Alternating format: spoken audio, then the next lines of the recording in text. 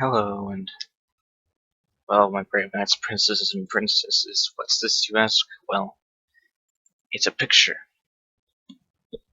of the center of the universe, of No Man's Sky.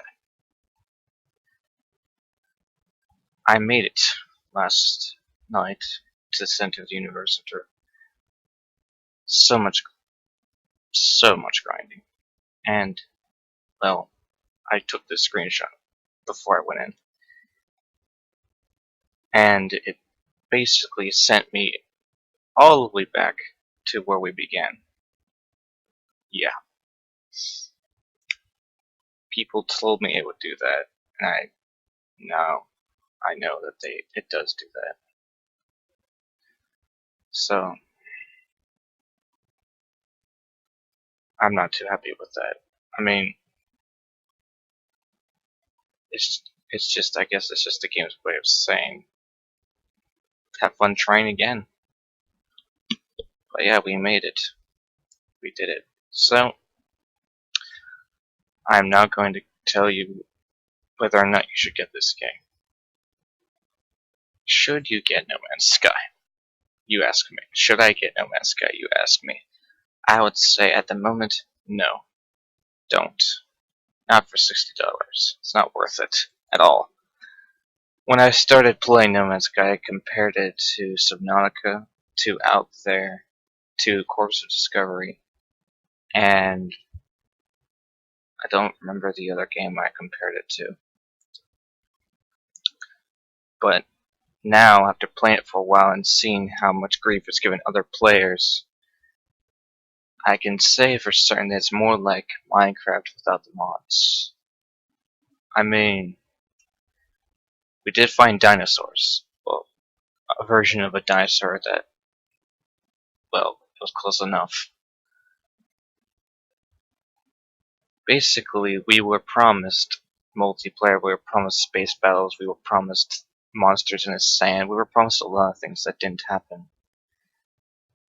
So, and the DLC was supposed to be free, which did not happen also. When this game, I got the GOG version of this game, I didn't get the Steam version. And it turns out that I also did not get any, I did not install any of the updates. I kept the original base version and it works just fine for me.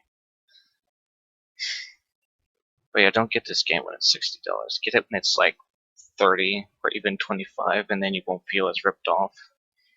It's just a game that you have to grind in. Now, it is fun. I'll say that much. It is a fun game.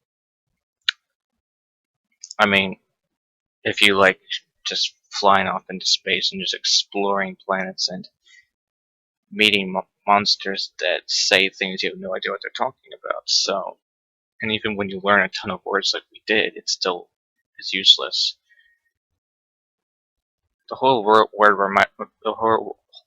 whole word mechanic, like I said, reminded me of Out There. Only and Out There, every time you met a creature, it usually would tell you a word. And sometimes the monsters would do that, sometimes they wouldn't. It really depends. But yeah, the whole space battle mechanic kind of reminded me of Freelancer in a way, but it didn't feel solid like or smooth like Freelancer did. And Freelancer's an ancient game, by the way. So like I said, I would say do not get this game until it's like on sale, because it isn't worth it. It's a game that had so much hype and just died because I actually went off after playing a few episodes and watched the developer talk, and I kind of looked at him and I was like, he isn't going to pull this off. He's just he didn't even want to put out this game because he knew what was going to happen. This is what was going to happen. He knew it was going to be a major disappointment, but it seems that we take everything, as it were. So, here's my advice to all of you knights and princes and princesses. When there's a game coming out that's being hyped by everybody, take everything with a grain of salt and just, if the game delivers, great. If it's a game like No Man's Sky, say, where all these promises are made, if I were you, I would just not hype it. I would just say, hey, if it works, it works. If it doesn't, it doesn't. And then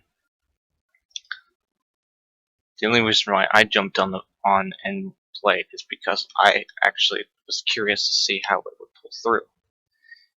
And although I enjoyed the game, I also realized that a lot of things, like I said, that were promised didn't happen.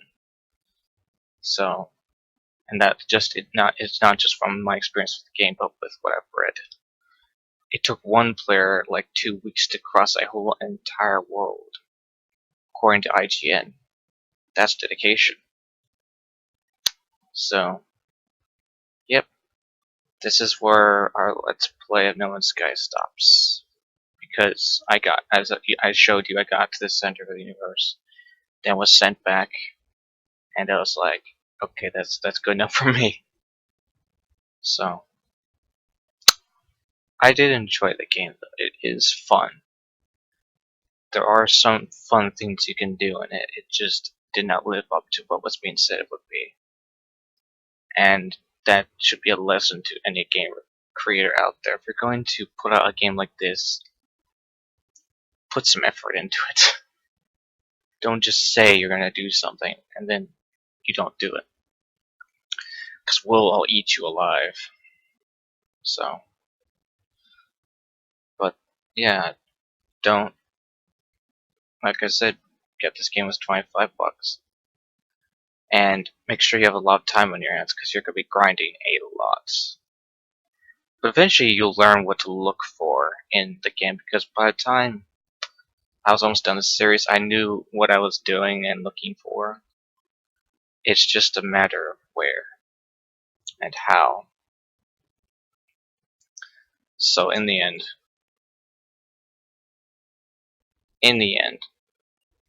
it's really up to all of you. But do I recommend this game? Yes and no. Yes, if you like Minecraft, and you like exploring and just doing crazy random thing, grinding. But if you really truly want a good grinding game, play Subnautica or play. I hate saying this, but play Minecraft or even play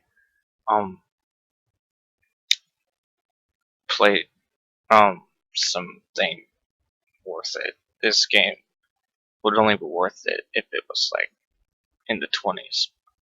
Or heck, with everything that was promised, I would say it even should be free. But that's just my spiel on it. So, hopefully you guys enjoy this series. Leave a like and subscribe because there's always room for one more. And I'll see you on the next video. Goodbye, everybody.